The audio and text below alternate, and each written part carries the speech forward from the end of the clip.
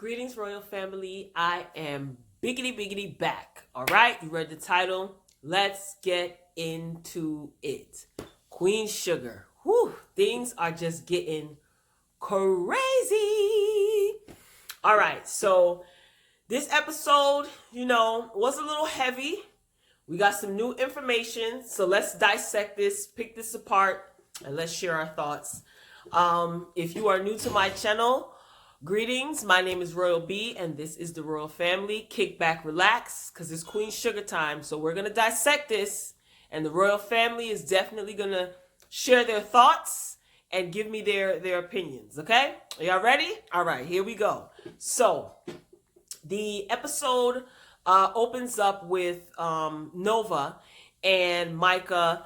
They're talking, Micah's over at his Aunt Nova's house, and she's preparing to go out of town for her book tour because her book is getting rave reviews. She's going to be going on tour, debuting her book all over the, from state to state. So she's getting ready to go out of town in a few days. So she's talking with Micah, and she's just letting him know that she wants him to, watch over her house while she's gone, check her mail, so on and so forth. So they're conversing, they're talking, and you can see that Micah really loves his Aunt Nova. They've built a bond. When Micah first moved to St. Joe's, he felt kind of out of place, didn't really have anyone to relate to or connect to. So Aunt Nova, played that role as, auntie, advisor, teaching him new things. So their bond is really solid. And I do love that, and even though this book is out, Micah, is not holding anything against his Aunt Nova. Like, he's really in her corner, just like she was for him when he first moved to St. Joe's, and him and his mother were going through all that scandal with their father. So she really was there for him. And I love seeing the bond. He's not holding anything against her. So he has a lot of respect for her, and it shows. So that's a beautiful thing. Fast forward, we see, what's the next scene? The next, I think, if I'm skipping over, forgive me. We're just going to get to all the important scenes. You see Aunt Vi is at the restaurant, and she's in the back and she's sorting things out, and Hollywood, her king, is telling her to take it easy, we got to go out in the front, and he's just keeping such a positive attitude, and he's really 1,000% supportive of Aunt Vi. He knows what she's going through with that whole Jimmy Dale reappearing debacle. He knows that physically she has lupus. So he's just really, and she's running running her diner. So he is really like a backbone and a support system for her. So that's good to see. So in the back, they're there talking, and one of the servers accidentally drops something, and it just sets Aunt Vi off. She's like, I told you got to be careful, and she's just spazzing out on the server, and she quickly, collects herself and says, I haven't been getting much sleep lately, I'm sorry, you know what I'm saying? And Hollywood then steps in and says, Aunt Vi, you stay back, Vi, stay back here. I'm going to go out and work the front.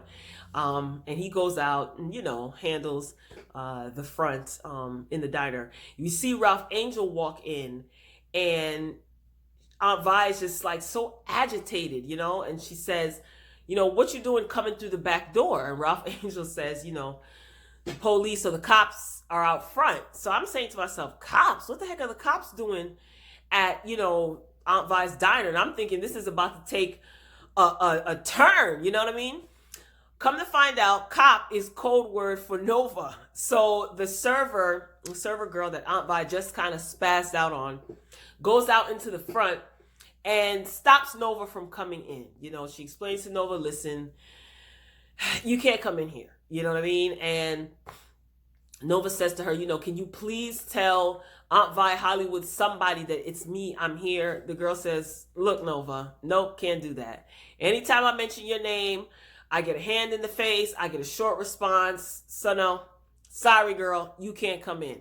So it becomes even more apparent to Nova that Aunt Vi is not playing. Like, she told you don't darken her doorstep, and she also meant that for her diner as well. You are not welcome. And Nova's just like, she wants to talk, like she wants to see them. She's getting ready to go out of town, so she's like calling Charlie, calling Ralph Angel. She's getting nothing but voicemail. They want nothing to do with her. So out of her family, the only one that she does have communication with is her nephew Micah.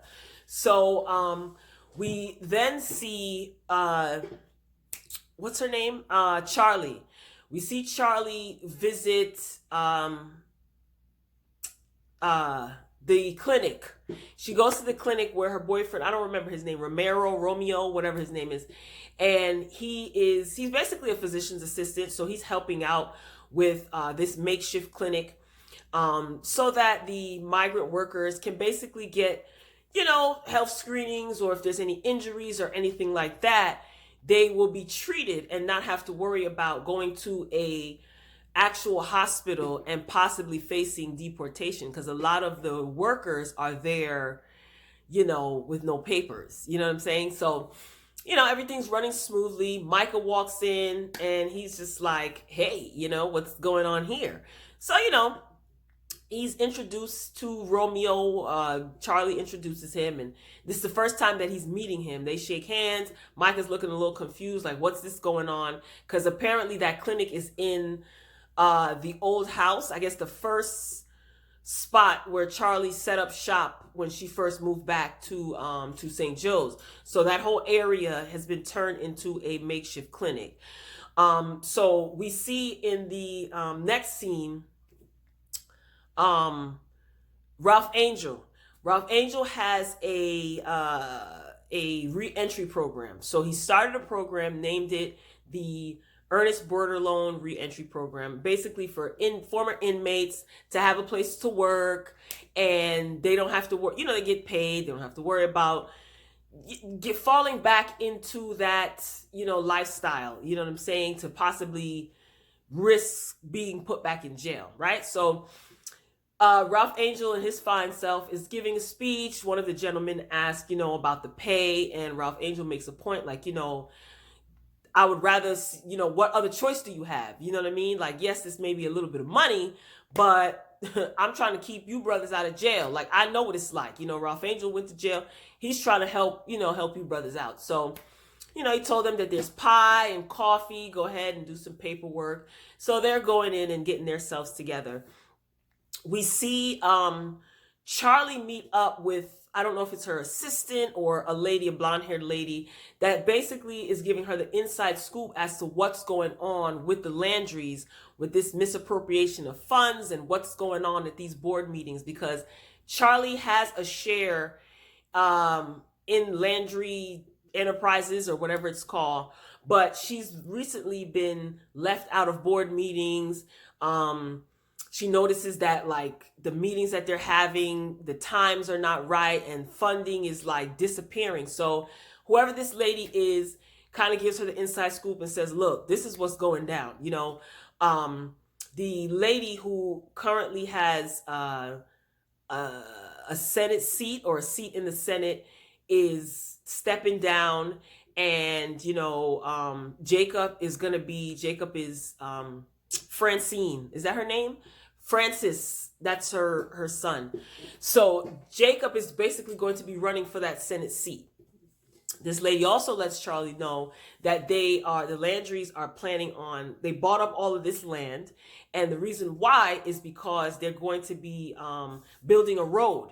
You know what I mean? They're going to be starting construction and building a road through St. Joe's. When Charley takes a further look, she realizes that the road that's going to be built is going to cut through land, and black farmers are going to be out of work. You know what I mean? And she also further discovers that this road is basically going to intersect her family property as well.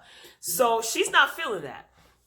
So, she's just putting two and two together, and she's just like, huh. So Charley gets, when those wheels start turning with Miss Charley Borderloan, honey, she's ready. She's ready for war. She's ready, always ready. So the next scene is Charlie sitting down with the senator lady. And the senator lady tells her, like, she's stepping down. And Charlie's just saying, like, look, you know what I mean? They're going to put Jacob there because they won't get any pushback, from whatever, the politicians or what have you, right? Because Jacob will basically have a Senate seat. So when they propose that this road be built, Jacob can basically speak up for his family. So it seems like his family is putting him behind this, right? So, the senator lady is just explaining to her, listen, I'm stepping down because I know a brick wall coming up when I see one, and she doesn't want no parts of this. Like, she understands the reputation of the Landrys. She knows that their pockets run deep, and she's trying to convince Charlie to, like, let this go. Just leave it alone, Charlie's not feeling that, and Charlie's not trying to hear that. So Charlie's trying to petition this senator, like, look, we can fight together, and the lady told her, like, this can't be done. Like, you're not going to win. And you can't tell Charlie Bordelon that she's not going to win something or she can't do something, because automatically she goes into beast mode and she will find a way.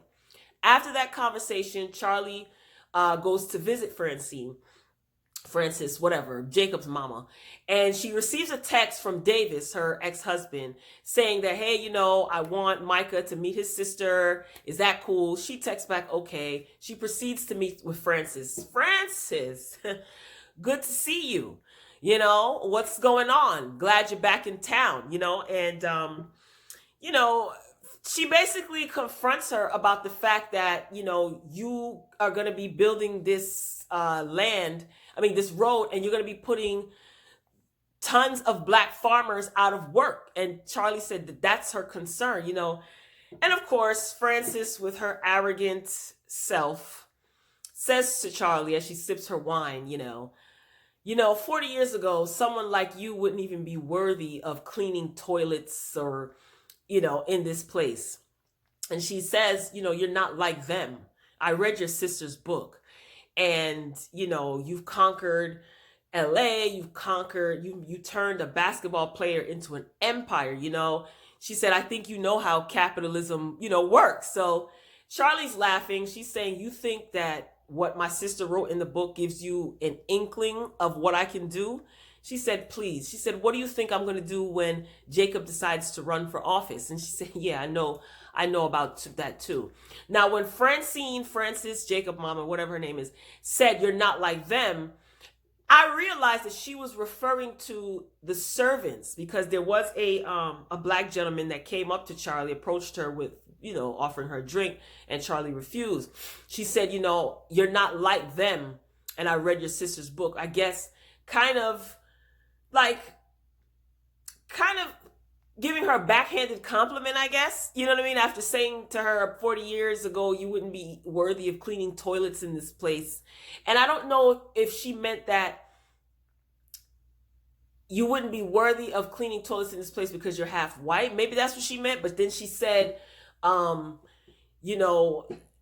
not like them. You know what I'm saying? So I guess because, okay, it just dawned on me. Because Charlie is being such a freedom fighter, for the black farmers, Francis decides to throw her a backhanded compliment, saying, like, you're not like them. Like, what are you fighting for them for? If I'm wrong, correct me, royal family. What did you get by that? If you caught that scene, what did you think?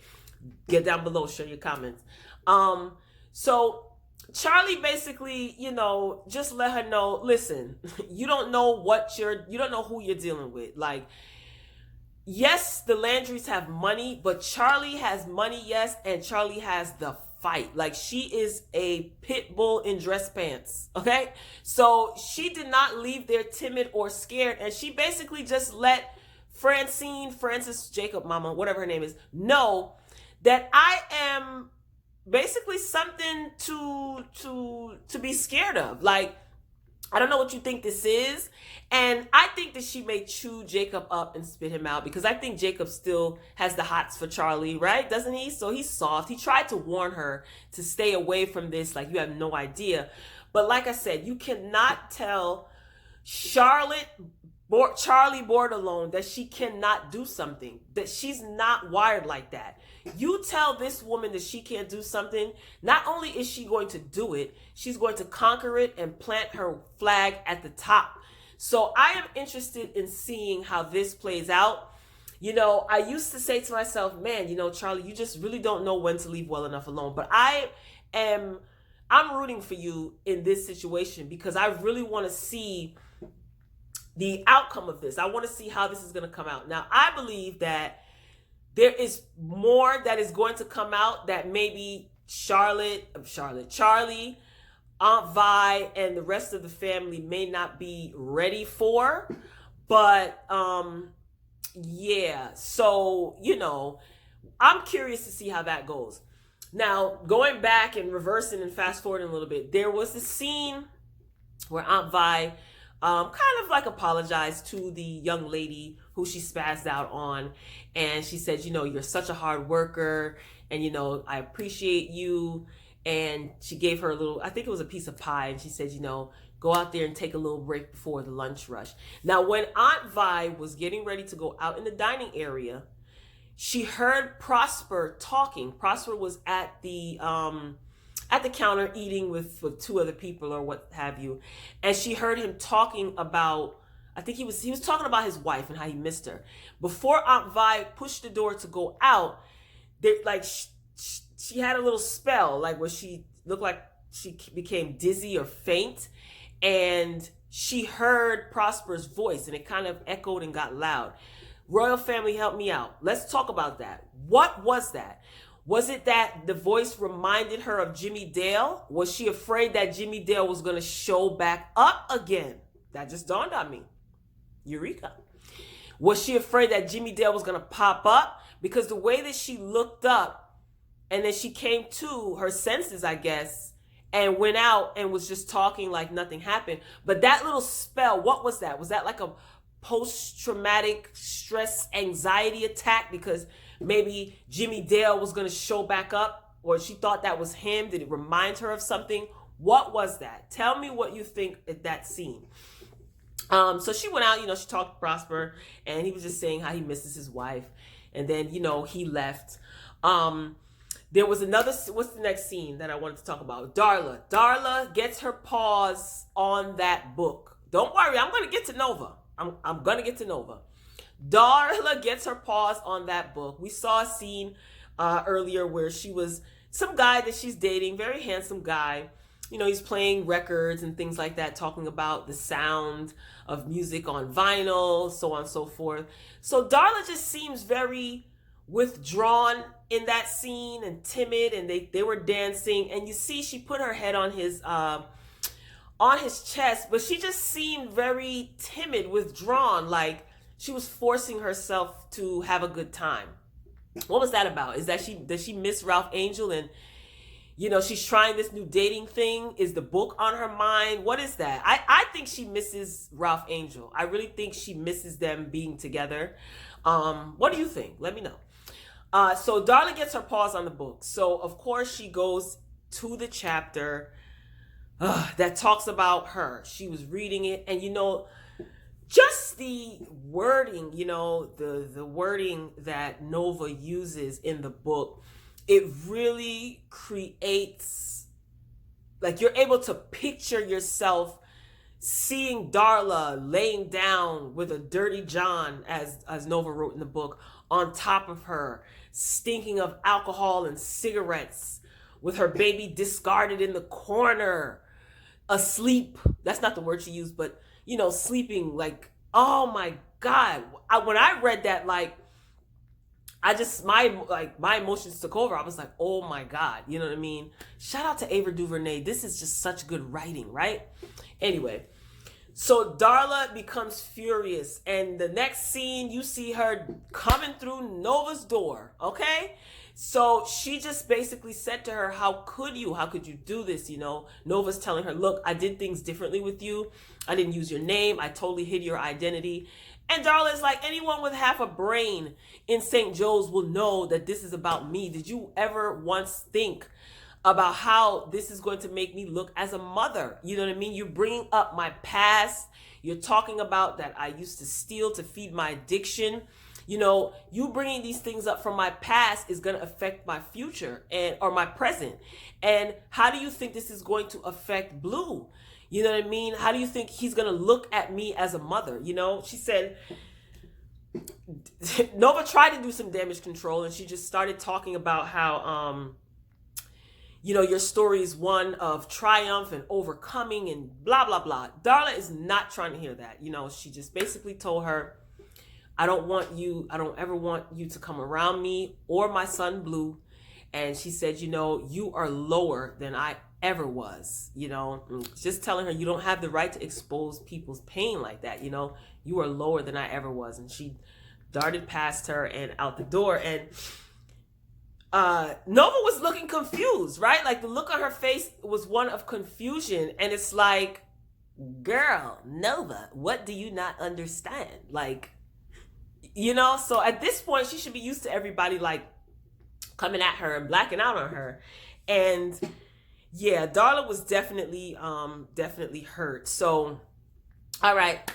Nova gets a phone call. She's still trying to call Ralph Angel and them.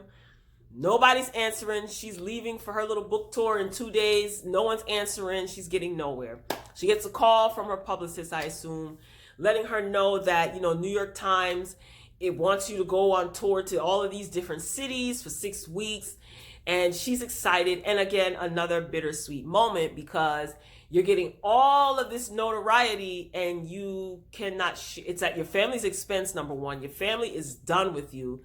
And you're basically celebrating this alone. You know, it's bittersweet. So Nova goes to her debut of her book, small crowd. Micah is there. And there is, oh, no, we're going to save Nova for last. Sorry, y'all. Sorry. Let's back it up. Davis. So Charley is home. The doorbell rings. Davis is at the door. Micah, your dad's at the door. Micah opens the door. Tia, his sister that he didn't know about, or he just found out about last season, I think. And his father, Davis, is at the door. And Charley is like, basically like shocked. Oh, Mom, I didn't know you were home. No, David said, oh, I didn't know. Micah didn't tell me you were going to be home. Mike is like, I didn't know you were home. So of course, Charley, being the professional that she is, she tilts her head and smiles at the little girl. And she said, Tia, what a very pretty name, you know, being very warm to her, as she should be. Tia has nothing to do with how she came here. And I love the fact that Charley is warm to her and, you know, being welcoming and just making her feel as comfortable as she can. But deep down, I know that Charley was flaming hot because, first of all, okay, this is not how I wanted to meet this little girl. So, you know, they're exchanging words and Tia's just saying she likes her name, Charley's name, and she said it's short for Charlotte. And, you know, Davis says, hey, you know, we were just going to grab some lunch. Charley, you want to join us? You know, maybe we can have an outing like one big happy family. Immediately, Charley recognizes the BS, you know, and she tells Micah, hey, why don't you take your sister, you know, in the kitchen for some soda, right? So they scram, and Charley lets it be known. Look, Davis, I don't know what news that you have to share. I don't really care. But please believe I am not going to play mother to your child. That is your child. That is your responsibility. Oh, Davis is like, that's Micah's sister. She says, I know how biology works. Okay? But let me make this clear to you. That I don't have anything to do with this. You are going to raise your child. So Davis tells her that he is retiring from basketball and, you know, and that he's taking a lead coach position wherever he said. She said, great. I'm happy for you. Much luck to you. But you're not going to be dropping your kid off here and thinking that I'm going to be playing a role that I'm not obligated to play. Do I make myself clear? Yeah, I understand. She had to reiterate that same point to him so that he understands. She says Tia is welcome here anytime. However, the creation of Tia is between you and Tia's mama. I'm not playing mama to nobody except for Micah. Period. Charley, period. I love the fact that she knows him so well that she knows when he's up to his tricks and schemes. The nerve of him. The nerve of you to have a child while we're married, and then you don't tell me about this child until over a decade later. You bring the child to me, you know what I mean, or to my house, unbeknownst to me, spring this on me, and then want to try to act like we're going to be one big happy family. Heck no. You are going to raise this child. You and that child's mama are going to raise this child. However, I will be nice to her, rightfully so. The child doesn't have anything to do with how they got here, like I always say. And she's welcome here anytime, but you're not dropping her off. Like, Charley has bigger fish to fry. And she should not be playing mother to a child that's not her own. You know what I mean? Unless she chooses to. But she made it very clear that she doesn't want to. The nerve of Davis, right? Like, ugh. Anyway, moving along. And she told him, God help that child. Like, God help her. Because Charley knows Davis. How well Tia knows Davis, we don't know. But she's right to say, may God help that child. And she walked off with her grape soda top. That color top was so beautiful on her. Anyway, so now Miss Nova Bordelon. So, Nova is doing the debut of her book. She's introduced. Micah is there. None of her other 4 family members are there, even though she reserved seats for them. You just see the 4 empty seats for Charley, Ralph Angel, Aunt Vi, and Hollywood. Empty. Micah's the only person there. And then in the audience, you also see Nova's ex-girlfriend or what have you. But anyway, so Nova comes down the stairs, all dramatic, and I'm just saying to myself, She starts speaking, and she stated that she'd like to read an excerpt from her book, which was a last-minute addition to her book. So I'm like, oh, Lord, she added something to the book? Okay. I'm thinking in this moment, okay, you're going to spill some of your own tea. You're probably going to talk about how this upset your family and how you're working through this. No. She talks about her deceased father, Mr. Ernest Bordelon. She basically read that, her and her father used to always go fishing. And one day they were approached by these group of white men, and they physically assaulted her father. And they made derogatory comments toward Nova. She was 10, she said, at that time. And she said that, there was one night, her father would always watch her closely. He wouldn't let her go far. He would just keep a close eye on her. And she said one night she was roaming through the canes, she called it, which is the land that they own. And she said she liked to roam the canes at night.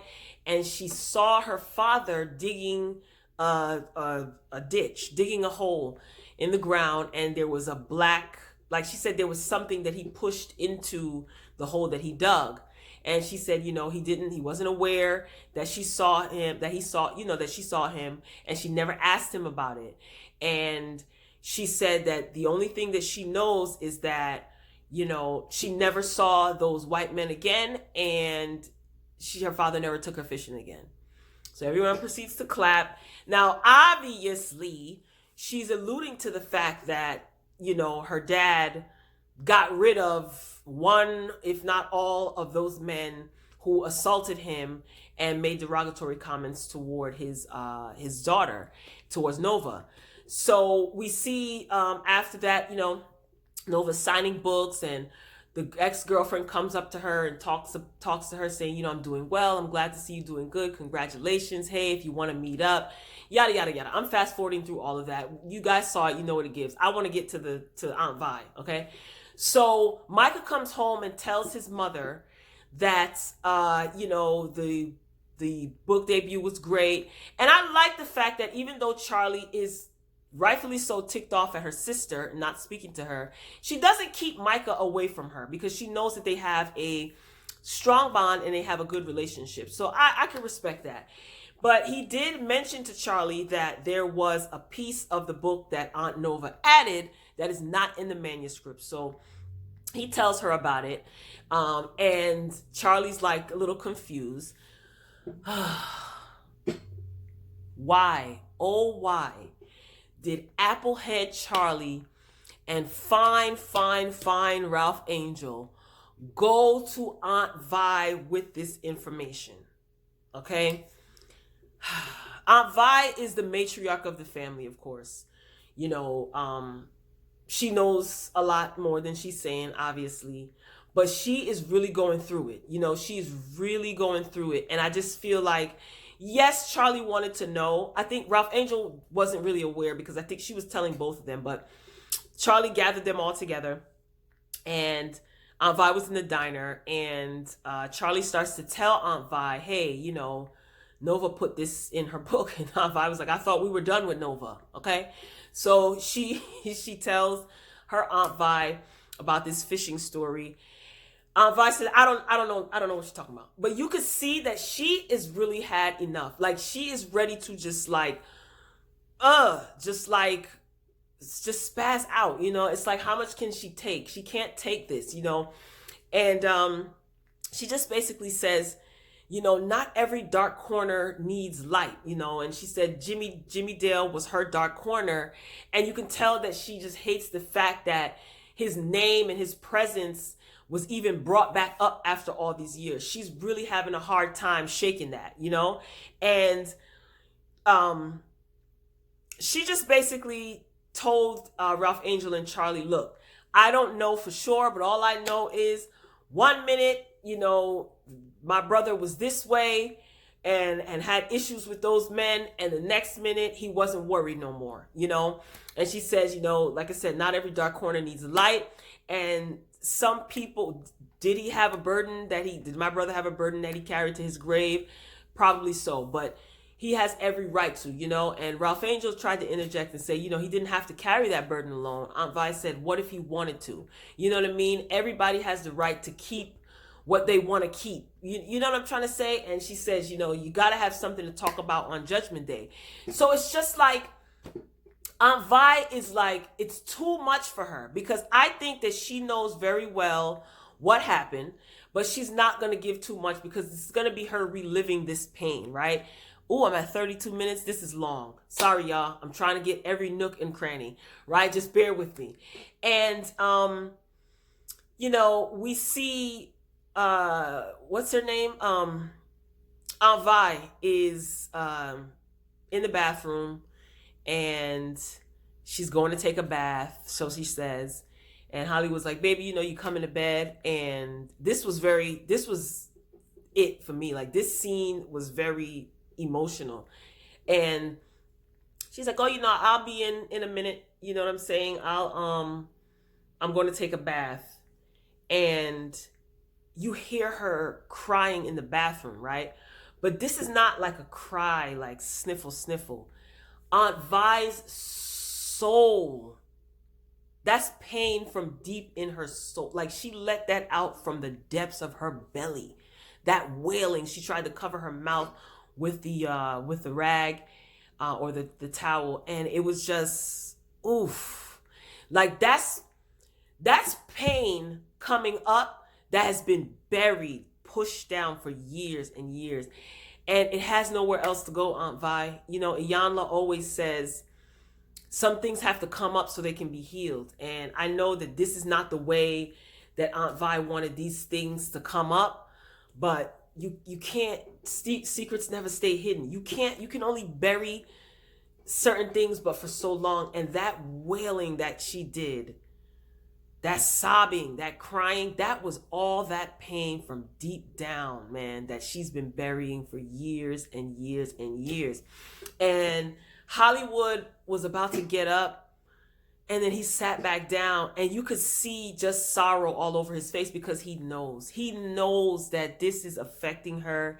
He understands, and it almost seems like there's nothing that he can do, because what can you do at that point? Like, oh, everything's going to be all right. Nah, it's too much. First the book, Then, right, you know, Jimmy Dale, then all of these secrets. No, it's a lot. Like, Jimmy Dale's presence really shook her up. Like, the betrayal that she feels from Nova, it's too much. It's too much for Aunt Vi. And I really hope that this doesn't take her out of here. You know what I'm saying? Because you remember she has lupus. So that was heavy. That was real heavy. And I feel like, I don't know why when Aunt Vi was at the diner talking to Ralph Angel and Charley, that those white men that her brother probably offed, we don't know. It seems that way, but we don't know. This show has many twists and turns. I wonder if they did something to Aunt Vi, or if they did something other than just assault her brother and make derogatory comments toward Nova. You know what I'm saying? I wonder if she was raped by one of them, and maybe she was pregnant with one of their children. Remember that box that Aunt Vi was opening, and it had the baby bracelet, something or other violet. Remember that? Was she pregnant by Jimmy Dale, or was she raped? Who knows? And this show is so well written that I can't even figure out the plot for next week. We see previews or whatever, but they chop and edit that, so you don't know what scene goes with what. But we do see that ICE is going to invade the makeshift clinic, and you know, a lot of those people are going to be taken out of there by police, so on and so forth. But Aunt Vi, I'm really like zoomed in on her character this season, because she, like I said, she's the matriarch. She is the one that can put the pieces of the puzzles together. You know what I'm saying? Because she knows, you know, and she's going to have to come clean. When I like the fact that when Charley asked, she came clean, sort of. So it's like, it's already out there now, you know, Aunt Vi. So even if you don't want to talk about it, I feel like these kids have the right to know, you know. Yeah. So I know I missed about Ralph Angel and the guy that he worked for, you know, just kind of giving him props for being a black man, you know, stepping up to the plate. And he just showed his appreciation for that. So I thought that was good that Ralph Angel is getting, you know, confirmation that he's doing the right thing, and support. And he's helping more people than he even realizes. So yeah. Yeah, but Aunt Vi, I'm worried about Aunt Vi, y'all. I really am. So tell me what you think. This has been long. This is almost 40 minutes. But that whale, I will never forget that. Now, that's some good acting. My gosh. Shout out to Ava DuVernay, man. I love Queen Sugar. Tell me what you think. Remember, I did ask, what was the spell that Aunt Vi had when she was going out into the diner when she heard Prosper talking? What was that about? What is it that you think Aunt Vi is hiding, if she's hiding anything else? You think she's afraid that more things are going to come out when more questions are asked? Do you think it's just the reappearance of Jimmy Dale just brought her back and kicked her anxiety and fear into high gear? I'm sure that there's other things that we don't know that's going to be revealed. So Royal Family, I want to discuss, because on my last Queen Sugar video, we had some good dialogue. I'm going to get down with you in the comments. I know this was a little bit longer than usual, but I love you guys for watching. Let's get down in the comments. Be sure to thumbs up this video, share this video. If you like what you see, you checked out my other content, be sure to hit the subscribe button. But comment. I'm looking forward to having, you know, to interacting with you guys, Royal Family. So I'm signing off because this has been long enough. I love you for watching. And as always, Royal Family,